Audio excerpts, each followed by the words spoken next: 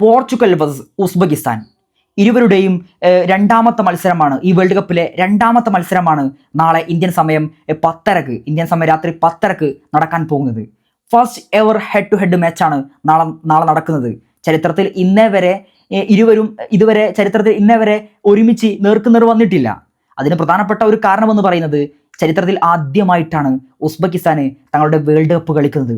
ഇതുവരെ മറ്റൊരു വേൾഡ് കപ്പിൽ പോലും വേൾഡ് കപ്പിനെ മഹാവേദിയെ അലങ്കരിക്കാൻ അവർക്ക് സാധിച്ചിട്ടില്ല. നമ്മൾ ഉസ്ബെക്കിസ്ഥാൻ എന്ന പേര് കേൾക്കുമ്പോൾ നമുക്കൊരു വേൾഡ് കപ്പിൽ സുപരിചിതമായ ഒരു പേരായിട്ട് തോന്നും. പക്ഷേ ഇതുവരെ വേൾഡ് കപ്പിൻ്റെ മഹാവേദിയെ ടൂർണമെൻറ്റിൽ പങ്കെടുക്കാൻ അവർക്ക് സാധിച്ചിട്ടില്ല. നമ്മൾ പോർച്ചുഗലിനെ സംബന്ധിച്ച് പോർച്ചുഗലിന് ഈ വേൾഡ് കപ്പിൽ ലഭിച്ച ആ ഒരു ഗ്രൂപ്പ് എന്ന് പറയുന്നത് പോർച്ചുഗലിന് സിമ്പിളായിട്ട് സുഖമായിട്ട് അടുത്ത റൗണ്ടിലേക്ക് കടക്കാൻ സാധിക്കുന്ന രീതിയിലുള്ള ഒരു ഗ്രൂപ്പായിട്ടാണ് നമ്മൾ വേൾഡ് കപ്പിൻ്റെ തുടക്കം മുതൽ നമ്മൾ കരുതിയിരുന്നത്. പക്ഷേ ആദ്യ മത്സരത്തിൽ DR കോങ്കോക്കെതിരെ സമനില പിടിച്ചതോടുകൂടി ഈ ഗ്രൂപ്പ് കുറച്ച് ടഫായിട്ട് മാറുകയാണ്. പോർച്ചുഗലിനെ സംബന്ധിച്ച് അവർക്ക് ഏറ്റവും സുഖമായിട്ട് വിജയിച്ച് കയറാൻ പറ്റിയ ടീമുകളാണ് എല്ലാം. കാരണം ഏറ്റവും വലിയ കാരണം ഉസ്ബെക്കിസ്ഥാനും അതുപോലെ DR കോങ്കോയുടെയും ഫിഫ റാങ്കിങ് തന്നെയാണ്. 46-ാം സ്ഥാനക്കാരാണ് DR കോങ്കോ. ആ DR കോങ്കോക്കെതിരെ പോർച്ചുഗലിന് ഒരു സമനിലയോടെയാണ് ആ മത്സരം അവസാനിപ്പിക്കേണ്ടി വന്നത്. ഇനി ഇതാ അടുത്ത മത്സരത്തിന് പോർച്ചുഗൽ ഇറങ്ങുന്നു. അവരുടെ ഫിഫ റാങ്കിങ്, ഉസ്ബെക്കിസ്ഥാൻ്റെ ഫിഫ റാങ്കിങ് ആണെങ്കിലോ 50-ാം സ്ഥാനക്കാരാണ്.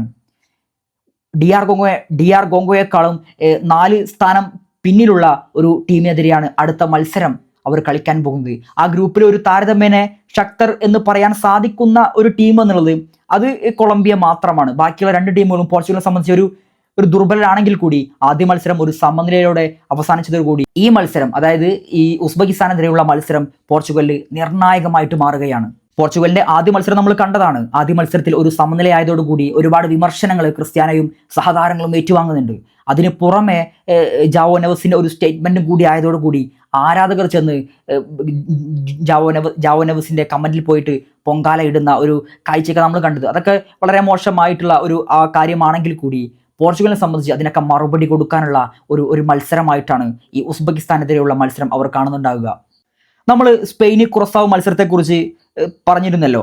സ്പെയിന് കുറസാവ് മത്സരത്തിൽ 1-1 സമനിലയിൽ കുറസാവ് ശക്തരായ സ്പെയിനെ 1-1 സമനിലയിൽ തളച്ചു എന്നുള്ളത്. ആ സ്പെയിന് ഇപ്പോൾ ഇന്നലെ സൗദിക്കെതിരെ ഒരു 4 ഗോളിന് അവർ സൗദിയെ പരാജയപ്പെടുത്തുന്ന ഒരു രംഗം നമ്മൾ കണ്ടു. ഒരു കംബാക്ക് നടത്തിയിരിക്കുകയാണ് സ്പെയിന് ആ ഫസ്റ്റ് മത്സരത്തിൽ സ്പെയിൻ ആ സമനില വഴങ്ങിയതോടുകൂടി ഒരുപാട് വിമർശനങ്ങൾ സ്പെയിനും ഏറ്റുവാങ്ങിയിരുന്ന ഒരു കാഴ്ച നമ്മൾ കണ്ടിരുന്നു. ഇപ്പോൾ ഇതാ സൗദിയെ തോൽപ്പിച്ചുകൊണ്ട് ഒരു കംബാക്ക് നടത്തിയിരിക്കുകയാണ്. അതുപോലെ ഒരു കംബാക്ക് പോർച്ചുഗലും നടത്തുമെന്ന് തന്നെയാണ് എല്ലാവരും കാത്തിരിക്കുന്നത്. ഇനി നമ്മൾ ഉസ്ബെക്കിസ്ഥാൻ്റെ നിരയിലേക്ക് നോക്കുകയാണെങ്കിലോ ആദ്യമായിട്ട് അവരുടെ മാനേജർ ആരാണ്? അവരുടെ മാനേജർ സാക്ഷാൽ ഫാബിയോ കന്നവാരയാണ്. ഇറ്റലിയുടെ ഇതിഹാസം, മാഡ്രിഡിലൊക്കെ കളിച്ച താരമാണ്. റയൽ മാഡ്രിഡിന് വേണ്ടിയൊക്കെ ഡിഫൻസ് കാത്ത ഫാബിയോ കന്നവാരയാണ് ഈ പ്രാവശ്യത്തെ ഉസ്ബെക്കിസ്ഥാൻ്റെ ഏറ്റവും ലെജൻഡായിട്ടുള്ള ഐക്കോണിക് പ്രൊഫൈൽ എന്ന് പറയുന്നത് അത് കന്നവാര തന്നെയാണ്. അവരുടെ മാനേജറാണ് അദ്ദേഹം. ബാക്കിയുള്ള സ്ക്വാഡിലെ താരങ്ങളെ നമ്മൾ നോക്കുമ്പോൾ എല്ലാവർക്കും അങ്ങനെ സുപരിചിതമല്ലാത്ത ഒരു താരങ്ങളാണ്. അതിൽ മാൻ സിറ്റിയുടെ കുസനോവിൻ്റെ ഒരു ഡിഫൻഡർ ഉണ്ട്. മാൻ സിറ്റിയുടെ കുസനോവ്, അദ്ദേഹത്തെ ഒഴിച്ചു നിർത്തിയാൽ ബാക്കിയുള്ള താരങ്ങളൊന്നും അങ്ങനെ എല്ലാവർക്കും അറിയണമെന്നില്ല. അത്രയും ചെറിയ ക്ലബ്ബുകൾക്ക് വേണ്ടി കളിക്കുന്ന താരങ്ങളാണ് അവരെല്ലാം. യൂറോപ്പിലെ ഒരു ബിഗ് ജയൻസിന് വേണ്ടിയൊന്നും കളിക്കുന്ന ആളുകളൊന്നും അതിലില്ല ഈ കുസനോവിനെ ഒഴിച്ചു നിർത്തിയാൽ. ഇനി ഇവരുടെ ആദ്യ മത്സരം കൊളംബിയക്കെതിരെയായിരുന്നു. കൊളംബിയക്കെതിരെ 3-1 അവർ പരാജയപ്പെട്ടാണ് ആ വേൾഡ് കപ്പിലേക്ക് ആദ്യമായിട്ട് ആ വേൾഡ് കപ്പ് കളിക്കുന്ന ഒരു ടീം പരാജയപ്പെട്ടുകൊണ്ടാണ് തുടങ്ങിയത്. ആ തുടക്കം അവരെ സംബന്ധിച്ച് ചെറിയൊരു പോസിറ്റീവായിട്ടുള്ള ഒരു കാര്യമുണ്ട്. 3-1 അവർ കൊളംബിയയോട് പരാജയപ്പെടുന്നത്. ആ ഒരു ഗോള് അവർ ചരിത്രത്തിലെ ആദ്യ ഗോളാണ് അവിടെ രേഖപ്പെടുത്തിയിട്ടുള്ളത്. തങ്ങളുടെ വേൾഡ് കപ്പ് ചരിത്രത്തിലെ ആദ്യ ഗോള് കൊളംബിയക്കെതിരെ നേടിക്കൊണ്ട് ആ ഒരു ആത്മവിശ്വാസത്തോടു കൂടിയാണ് ഇനി ഇവിടെ പോർച്ചുഗലിനെ അവർ നേരിടാൻ എത്തുന്നത്. ഇരു ടീമുകൾക്കും ഒരു മസ്റ്റ് വിൻ മാച്ച് തന്നെയാണ്. പോർച്ചുഗലിനെ സംബന്ധിച്ച് ഈ മത്സരം ഒരു സമനില ആയാൽ പോലും മുന്നോട്ടുള്ള പോക്കിന് വലിയ രീതിയിൽ എഫക്റ്റ് ചെയ്യും, വലിയ രീതിയിൽ വില കൊടുക്കേണ്ടി വരും അവർ. ഇനി ഈ മത്സരം കഴിഞ്ഞ് അടുത്ത മത്സരം അവർ കളിക്കാനുള്ളത് കൊളംബിയക്കെതിരെയാണ്.